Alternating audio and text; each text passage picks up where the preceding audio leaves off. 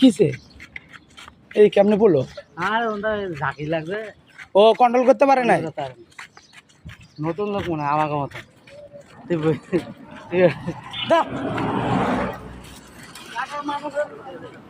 ওনারা হাত পা সুতা দেন দেন, পায়ে ব্যথা হয়েছে, রক্ত হয়েছে, ওই যে ছিলে গেছে।